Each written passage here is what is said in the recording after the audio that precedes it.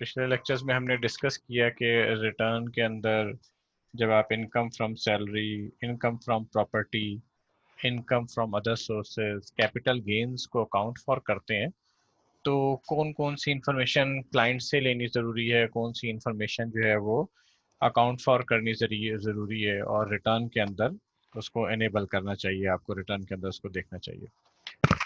इसके ऊपर इसी के ऊपर फर्दर डिस्कशन करेंगे और आज का हमारा टॉपिक है इनकम फ्रॉम बिजनेस। इंडिविजुअल्स की रिटर्न में सबसे ज़्यादा कॉम्प्लिकेशन उस वक्त आती है अगर कोई बिजनेस इंडिविजुअल आपके पास आ जाए।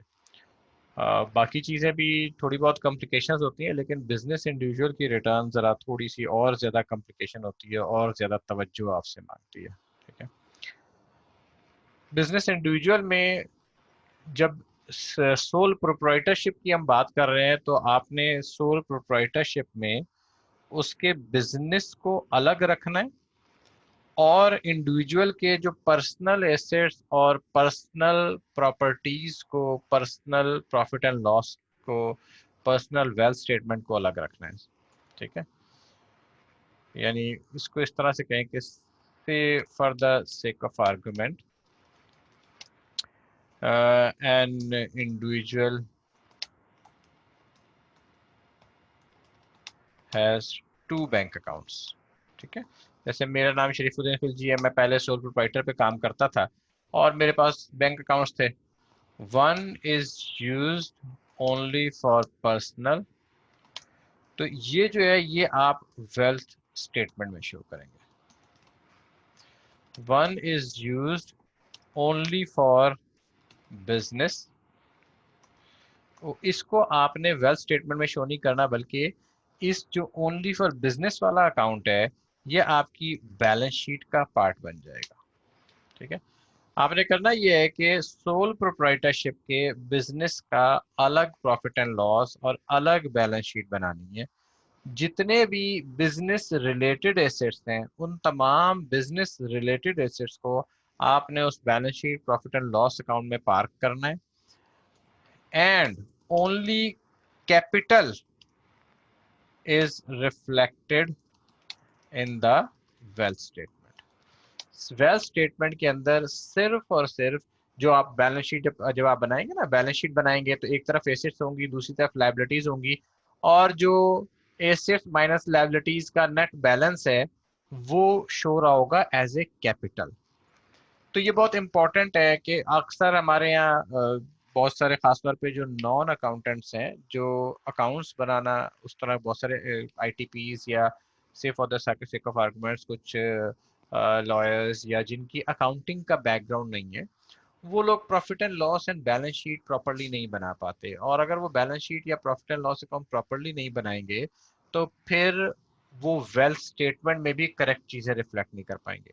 मेरे पास ऐसे केसेस आए जिसमें जनाब वो एक बैंक अकाउंट है या मुख्तलिफ एसेट्स हैं, वो बैलेंस शीट में भी गए हुए हैं, वो वेल्थ स्टेटमेंट के अंदर भी गए हुए हैं, एक कदर मचा हुआ है। ठीक है, तो आपने याद रखना है कि जैसे आपने अकाउंटिंग में आप पढ़ते हैं ना कि भाई एक इंडिविजुअल अलग है, कंपनी एक अलग एंटिटी होती है। यहाँ पर सोल प्रोप्राइटरशिप के बिजनेस को भी आपने एक अलग एंटिटी की तौर पर ट्रीट करना है और उसका अलग से profit and loss account, balance sheet बनाएंगे और उसके फिर कैपिटल अकाउंट को आप उसकी वेल्थ स्टेटमेंट में रिफ्लेक्ट करेंगे। बाकी जितने भी उसके एसेट्स होंगे वो बैलेंस शीट का पार्ट बन जाएंगे। अच्छा, जब आप रिटर्न फिल करते हैं तो रिटर्न में बैलेंस, इंडिविजुअल की रिटर्न में बैलेंस शीट को भी दिखाने का एक सेपरेट जगह मौजूद है, तो आपने बैलेंस शीट को वहां पर प्रॉपरली फिल भी करना है। एक दो रिटर्न्स में मैंने ऐसा देखा है कि लोगों ने वेल्थ स्टेटमेंट फिल कर दी, कैपिटल दिखा दिया, लेकिन उसकी बैलेंस शीट नहीं दिखाई, या बैलेंस शीट दिखाई तो बैलेंस शीट में ये, बल्कि एक केस भी हमारे पास आया, मैंने देखा कि एक बैलेंस शीट में कैपिटल कुछ और दिखाया हुआ था और वेल्थ स्टेटमेंट में कैपिटल कुछ और दिखाया हुआ था। ये दोनों चीजें क्रॉस मैच होनी जरूरी है। तो पहला पॉइंट इनकम फ्रॉम बिजनेस का ये है कि जब भी कोई बिजनेस इंडिविजुअल आपके पास आएगा तो सबसे पहले उसके बिजनेस का प्रॉफिट एंड लॉस अकाउंट और बैलेंस शीट बनाएंगे और जो उसका कैपिटल का बैलेंस होगा वो कैपिटल का बैलेंस वेल्थ स्टेटमेंट में जाएगा और जो बैलेंस शीट है उसे आपने सेपरेटली फिल करना है। और कैपिटल का बैलेंस जो बैलेंस शीट में आ रहा होगा और वेल्थ स्टेटमेंट में, वो दोनों करस्पॉन्डिंग फिगर्स होनी चाहिए, बराबर होनी चाहिए। ये बात जो मैंने जुबानी बताई है ये लिखी हुई है। The capital appearing in the balance sheet should be reported in the wealth statement of individual. However, it is observed that business assets and personal assets are intermingled, leading to an incorrect return and wealth statement. फिर minimum tax under section 113 for business individuals must be taken into account if they exceed the threshold. अब आपको पता है आजकल threshold जो है वो 10 million की है। तो अगर किसी बिजनेस इंडिविजुअल का टर्नओवर 10 मिलियन से ज्यादा है, अगर किसी बिजनेस इंडिविजुअल का टर्नओवर 10 मिलियन से ज्यादा है तो उसके ऊपर 113 की मिनिमम टैक्स की प्रोविजंस अप्लाई हो जाती हैं। 1.5% का आजकल रेट है। अच्छा, एक चीज यहाँ पर याद रखें कि सेक्शन 113 में और सेक्शन 153 में दोनों में टर्नओवर की डेफिनेशन में फर्क है। सेक्शन 153 जो कि विदहोल्डिंग का सेक्शन है, वहां पर turnover is inclusive of sales tax, यानी टर्नओवर में सेल्स टैक्स भी शामिल करते हैं और फिर ग्रॉस टर्नओवर बनती है।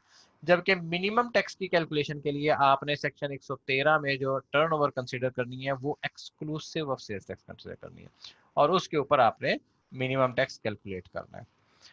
मिनिमम टैक्स में थोड़ी सी और कॉम्प्लिकेशंस आ जाती हैं जब इंडिविजुअल्स की फर्ज किया, अगर सेक्शन 153 में भी मिनिमम टैक्स है, अगर कोई इंपोर्ट कर रहा है उसका 148 में भी मिनिमम टैक्स है, और इस तरह के और कोई अगर प्रोविजंस है जिनके तहत उसका मिनिमम टैक्स है, तो वो फिर जरा कॉम्प्लिकेटेड रिटर्न ज्यादा हो जाती है।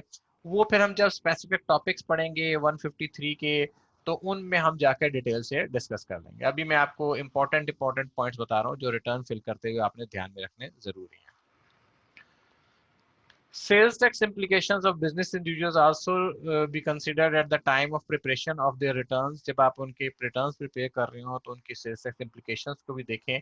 कई लोग आते हैं जिन्होंने sales tax में registration नहीं करवाई होती या sales tax को उन्होंने properly follow नहीं किया होता, तो उन clients को advise करना जरूरी है कि भाई ये जो आप business income दिखा रहे हैं इसके ऊपर sales tax भी लगता था। अब उसमें सेल्स टैक्स में फिर मुख्तलिफ ऑप्शंस मौजूद हैं। एक तो ये देखना है कि यार उसकी कोई एग्जेम्पशन का कोई रास्ता निकल सकता है, कोई एग्जेम्पशन वहां पर मौजूद है तो उसको देखना चाहिए। इसके अलावा सेल्स टैक्स लॉ में ये भी है कि अगर आपको नोटिस नहीं आया तो नोटिस से पहले आप प्रिंसिपल अमाउंट और डिफॉल्ट सरचार्ज पे कर दें तो वो आपकी एक तरह की एमनेस्टी हो जाती है। ठीक है, तो वो उस एमनेस्टी को भी एक्सप्लोर किया जा सकता है कि आप टैक्स पेयर को कहें यार इससे पहले कि आपको नोटिस आए कम से कम आपको पेनल्टी बच जाएगी अगर आप प्रिंसिपल अमाउंट और डिफॉल्ट सरचार्ज अभी पे कर दें। फिर जब आप बिजनेस की रिटर्न बनाएंगे तो ऑब्वियसली बैलेंस शीट बनाते हुए आपने ख्याल रखना है कि फिक्स एसेट्स के ओपनिंग बैलेंसेस क्या थे।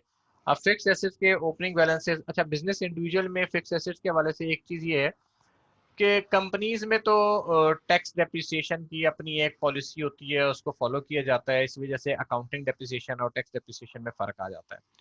अच्छा, इंडिविजुअल जो है वो अपना ऑडिट तो कहीं से कराता नहीं है और जनरली उसको जो है ना जरूरत नहीं होती कि वो डेप्रिसिएशन अपने अकाउंट्स में चार्ज करे या ना करे। तो उस सूरत में उस इंडिविजुअल की जो डेप्रिसिएशन है आप for the sake of simplicity आप उसकी अकाउंटिंग और टैक्स डेप्रिसिएशन सेम भी रख सकते हैं जब आप उसका प्रॉफिट एंड लॉस अकाउंट और बैलेंस शीट बनाएं तो। एक क्वेश्चन है, हबीबुल्ला ने पूछा है sir is there any limit of revenue for sales tax registration. अच्छा, कुछ जगहों पे रेवेन्यू की लिमिट्स हैं, कुछ जगहों पे नहीं है। मसलन जो मैन्युफैक्चरर्स है ना, मैन्युफैक्चरर्स के लिए लिमिट है, मेरा ख्याल है आजकल 3 मिलियन की लिमिट है। अगर वो 3 मिलियन से नीचे हो तो कॉटेज इंडस्ट्री की डेफिनेशन में चले जाते हैं, तो कॉटेज इंडस्ट्री में है तो फिर उन्हें रजिस्ट्रेशन की जरूरत नहीं है, और अगर 3 मिलियन से ज्यादा हो तो फिर उनको रजिस्ट्रेशन करवानी पड़ती है। बाकी और किसी में शायद, हाँ, कंस्ट्रक्शन सर्विसेज में जो रेजिडेंशियल वगैरह पे काम करते हैं उनकी भी कुछ लिमिट है। अपने अपने प्रोविंशियल सेल्स टैक्स लॉज में भी कुछ लिमिट्स हैं, वो सारी लिमिट्स तो मुझे जुबानी याद नहीं है, लेकिन yes there are some limits, वो आपको लॉ से चेक करनी पड़ेगी। अब जैसे रिटेलर के लिए कोई लिमिट नहीं है, पहले होती थी 5 मिलियन की लिमिट होती थी, अब रिटेलर पे कोई लिमिट नहीं है। अब रिटेलर का ये होता है, उन्होंने कह दिया टीयर 1 रिटेलर्स जो है उन्होंने सबने सेल्स टैक्स रजिस्ट्रेशन लाजमी करवानी है और बाकियों को रजिस्ट्रेशन करवाने की जरूरत नहीं है, वो सेल्स टैक्स जो है अपने बिजली के बिलों के साथ पे कर देते हैं। तो हबीबुल्ला आपके क्वेश्चन का आंसर यस एंड नो की सूरत में है कि कहीं पर सेल्स टैक्स पर रेवेन्यू की लिमिट है और कहीं पर नहीं है, तो केस टू केस बेसिस पर आपको देखना पड़ेगा। ज्यादातर केसेस में रेवेन्यू की लिमिट नहीं है, खासतौर पर जो सर्विसेज हैं उनके केस में रेवेन्यू की लिमिट कहीं बहुत रेयर है। जी, एक और क्वेश्चन है, अच्छा जी क्वेश्चन नहीं है। किसी का कोई और क्वेश्चन है तो आप हैंड भी रेज कर सकते हैं। इसके अलावा आप हैंड रेज करने के साथ साथ आप चैट बॉक्स में भी क्वेश्चन लिख सकते हैं। मैं साथ साथ दरमियान में आपके क्वेश्चंस के आंसर करता रहूँगा। जहां पर भी आपको कोई सवाल पूछना हो, you can just raise your hand और you can write the question in the chat box. तो फिक्स एसेट्स की मैं बात कर रहा था कि फिक्स एसेट्स में चूंकि इंडिविजुअल के लिए अकाउंटिंग डेप्रिसिएशन का कोई मेयार नहीं है, कोई स्टैंडर्ड नहीं है, अगर वो किसी स्टैंडर्ड के मुताबिक अकाउंट्स नहीं बना रहा तो वो अपनी अकाउंटिंग और टैक्स डेप्रिसिएशन सेम भी रखी जा सकती है कि जो उसके अकाउंट्स में आप डेप्रिसिएशन बनाएं उस तरह से जो टैक्स लॉ के रेट्स के मुताबिक है। Stock in trade, capital accounts, इस सब के ओपनिंग और क्लोजिंग बैलेंसेस, इनको प्रॉपरली देखना है, इनको प्रॉपरली अकाउंट फॉर करना जरूरी है। अगर if the person preparing the return is not confident about his accounting skills, हमारे पास भी कई टीम मेंबर्स होते हैं जिनकी टैक्स की स्किल्स बहुत अच्छी है लेकिन अकाउंटिंग करते हुए वो इतने कॉन्फिडेंट नहीं होते, और बाज टीम मेंबर्स हैं जिनकी अकाउंटिंग स्किल्स ज्यादा अच्छी हैं, थोड़ी सी टैक्स की स्किल्स अभी कमजोर है। तो दोनों तरह के टीम मेंबर्स हैं तो इट इज एक्सपेक्टेड कि वो एक दूसरे से हेल्प ले सकते हैं। हाउएवर जिसको कहीं पर भी अकाउंटिंग में भी कोई प्रॉब्लम हो या टैक्स में कोई प्रॉब्लम हो, he can always come over to me, और तो हम उसको डिस्कस कर लेंगे। तो अकाउंट्स को प्रॉपरली बनाना और अपनी अकाउंटिंग स्किल्स को, बिजनेस इंडिविजुअल्स के केस में बिजनेस इंडिविजुअल की अकाउंटिंग करते हुए अपनी अकाउंटिंग स्किल्स को आपको एनहेंस करना बहुत जरूरी है। वेल्थ स्टेटमेंट और टैक्स रिटर्न्स इनका मैच करना जरूरी है। एसोसिएशन ऑफ पर्सन में, एसोसिएशन ऑफ पर्सन के केस में मैं कंपनी के रिटर्न यहाँ पे डिस्कस नहीं कर रहा, कंपनी के रिटर्न हम फिर सेपरेटली डिस्कस करेंगे, उसका टाइम अभी है दिसंबर। हाँ, कुछ कंपनीज के रिटर्न हैं जो अभी फाइल होनी है सितंबर 30 के ऊपर, बट होपफुली डेट एक्सटेंड हो जाएगी। तो उससे पहले पहले इंशाल्लाह ताला कंपनी के रिटर्न्स के ऊपर भी मैं आपके साथ डिस्कशन करूंगा, एक किसी कंपनी की balance sheet, profit and loss account उठा के उसको कैसे पढ़ना है, कैसे देखना है, ठीक है।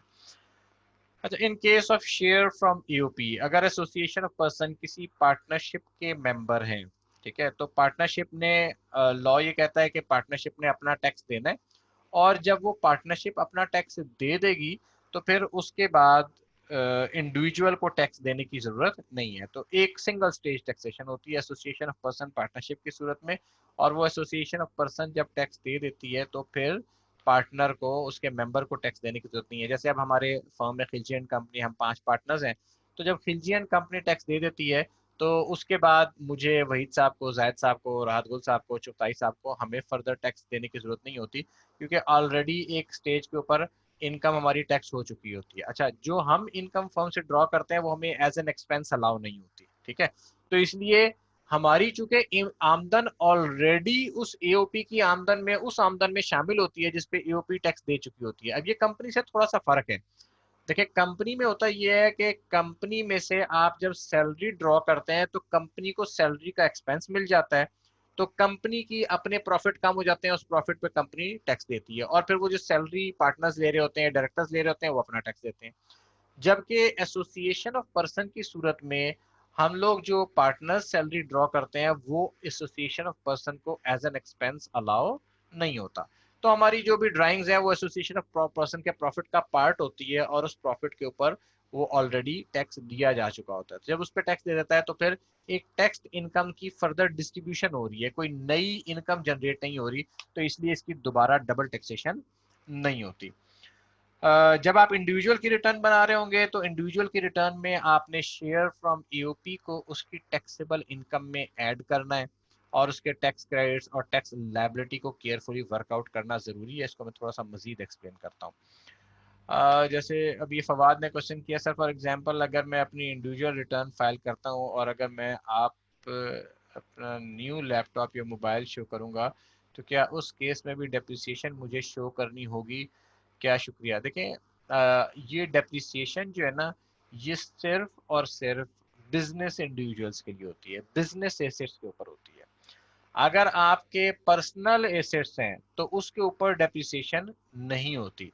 मैं इस पॉइंट को थोड़ा सा एलैबोरेट कर देता हूँ दोबारा, ये पीछे पॉइंट पे जाते हैं, उसको दोबारा मैं एलैबोरेट कर देता हूँ।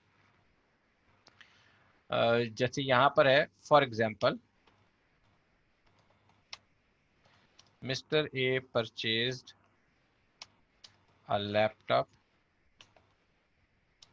for rupees 100,000 personal use. अभी जो पर्सनल यूज लैपटॉप है, this will always appear in balance sheet at cost, sorry balance sheet गलत लिख दिया मैंने, this will always appear in wealth statement at cost. अब ये जब तक लैपटॉप उसके पास है, ये उसकी वेल्थ स्टेटमेंट में 1 लाख रुपए पर आता रहेगा। ठीक है, आपने देखा होगा जैसे आजकल बहुत सारे सियासतदानों के और लोगों के लिए आ जाता है कि जनाब उसने अपनी प्रॉपर्टी शो की है 2 लाख रुपए की, 4 लाख रुपए की, उसकी मार्केट वैल्यू तो आज करोड़ों में है।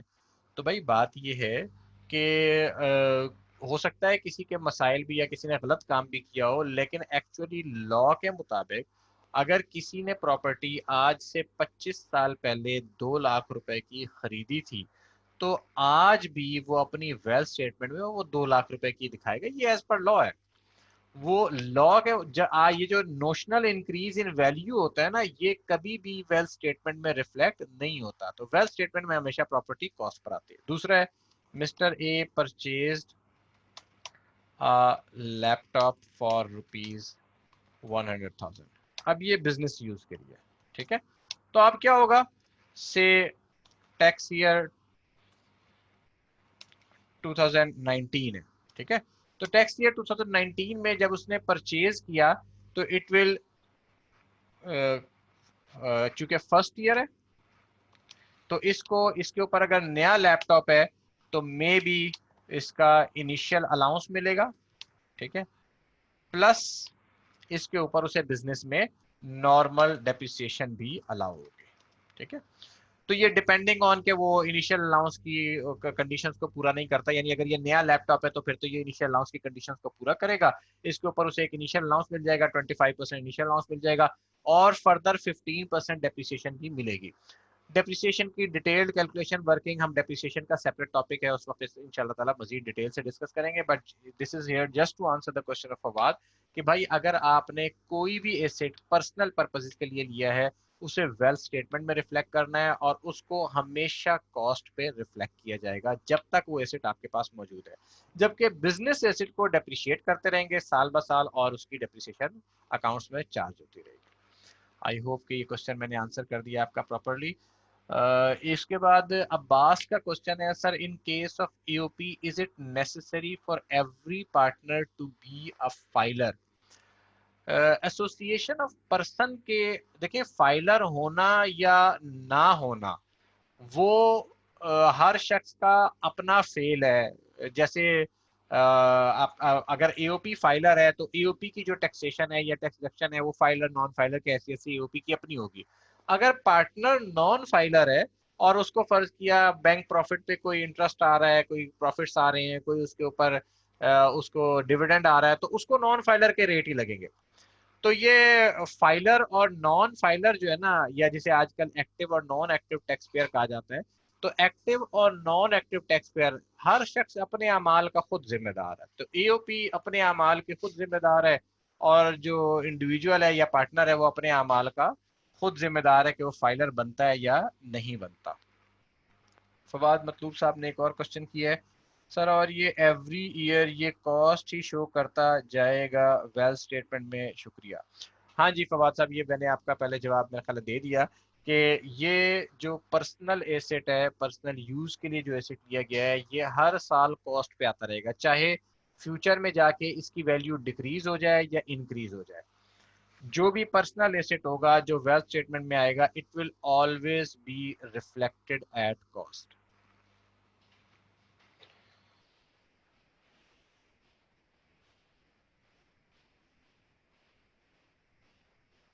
अच्छा जी, तो ये इनकम फ्रॉम बिजनेस के लिए की पॉइंट्स थे कि रिटर्न फाइल करते हुए या रिटर्न बनाते हुए किन चीज़ों को आपको लाजमी कंसीडर करना चाहिए, देखना चाहिए। ये बड़े बड़े मुख्तसर पॉइंट्स हैं, ठीक है। ऑब्वियसली ये तो रिटर्न जब आप फाइल करने जाते हैं तो वो एक पूरी दुनिया है, लेकिन अभी तो मैं असल में मेरा मकसद ये था कि अब आप रिटर्न फाइल करने जा रहे हैं तो कम अज कम जो हमारी टीम में जो लोग नए आए हैं, जो हमारी टीम में जो अभी जो पहली दफ़ा रिटर्न बना रहे हैं, उनको एटलीस्ट वो बातें पता हो जो इम्पोर्टेंटली जो फौरन देखनी ज़रूरी है, ठीक है।